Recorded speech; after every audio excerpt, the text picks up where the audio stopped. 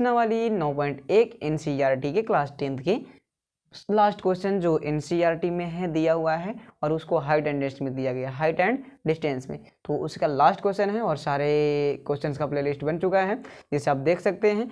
चलिए तो ये लास्ट क्वेश्चन है, इसे हम लोग हल करेंगे मजे जिस, और ये क्वेश्चन बहुत बार एग्जाम बोर्ड में पूछ रखा है, ठीक है, तो इसको भी बनाना बहुत जरूरी है। ठीक, चलिए तो समझते हैं। सबसे पहले क्वेश्चन की ओर चलते हैं।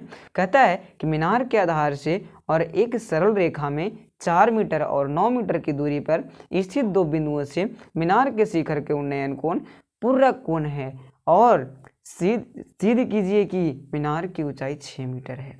मतलब हम लोग को सिद्ध करना है कि जो मीनार की ऊंचाई है ना h बराबर वो कितना है 6 मीटर है। ठीक है, ये दे दिया है कि सिद्ध कीजिए आप। ठीक है, तो चलिए समझते हैं हम लोग ध्यान से। पूरक कोण के बारे में पहले समझ लेते हैं। चलिए, तो पूरक कोण उसको बोलते हैं वैसा कोण जिसके दो कोणों का योग 90 डिग्री के बराबर हो, उसको ही पूरक कोण बोलते हैं। ठीक है, अगर दो कोण का योग अगर रहेगा ना 90 डिग्री, यानी angle A plus angle B का मान अगर 90 डिग्री आ जाए तो उसको पूरक कोण कहते हैं। और समपूरक कोण अगर दो कोणों का योग रहेगा 180 के बराबर तो उसको समपूरक कोण कहते हैं। ठीक है, तो आपको देखिए ऊंचाई कुछ नहीं तो 6 बता दिया है वो कि ऊंचाई 6 लाना है, तो हम लोग मान लेंगे कि मीनार की ऊंचाई क्या है तो 6 है। क्या है?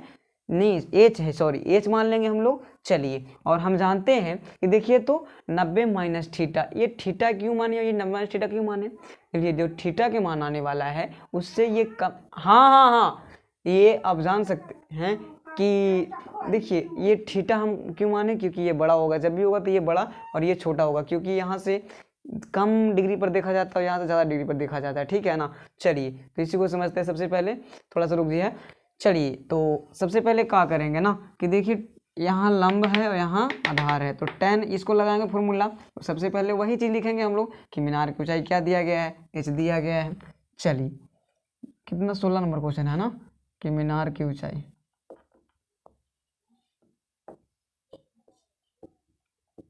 बराबर कितना दिया गया है, h मीटर दिया गया है। ठीक है, इसी को सिद्ध करना, बराबर हम लोग को सिद्ध करना है कि 6 मीटर हुआ है कि नहीं है, होता है कि नहीं है।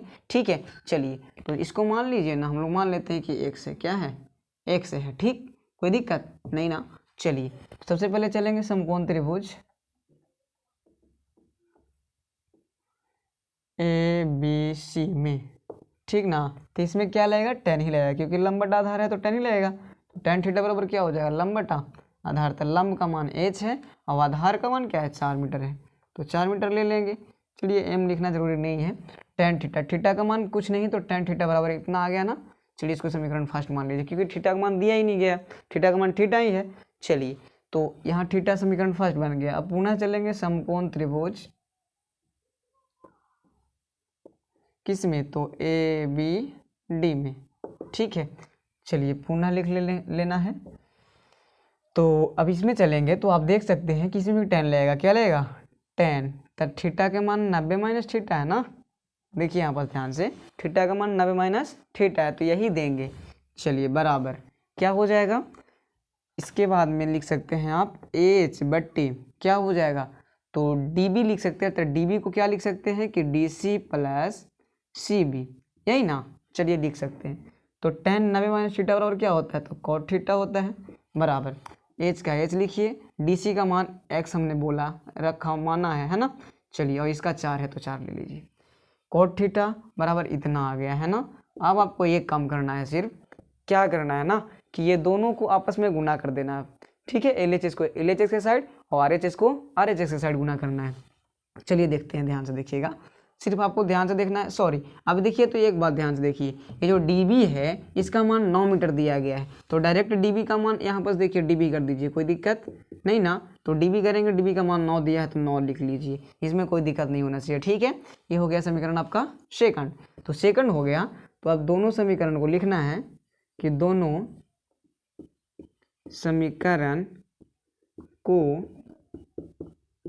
आपस में गुणा करने पर, चलिए गुणा करते हैं, tan थीटा गुने cot थीटा बराबर समीकरण फर्स्ट में h बटा 4 था और गुना हो जाएगा h बटा 9 हो जाएगा, है ना। चलिए tan theta into cot theta बराबर क्या होता है 1 होता है, और h में h से गुना कीजिएगा तो h स्क्वायर और 9 चौका 36 हो जाएगा। इसके नीचे भी 1 ले लेते हैं। अब h स्क्वायर बराबर क्या हो जाएगा, तो 36 हो जाएगा, और h बराबर निकाल लेंगे तो √36। तो h का मान क्या आ जाएगा 6 छक 36 यानी कि 6, h का मान कितना आ गया 6 मीटर। तो क्या सही है ना, सिद्ध हो गया ना। तो लिख देना है कि प्रूव्ड, क्या कि जो मीनार की ऊंचाई है वो 6 मीटर होगा। ठीक है, तो आशा करते हैं ये वीडियो, ये बहुत इंपॉर्टेंट वीडियो है, इसको आप लोग को एक बार में समझ नहीं आया तो दूसरा बार देखिए, कोई दिक्कत नहीं है। तो आशा करते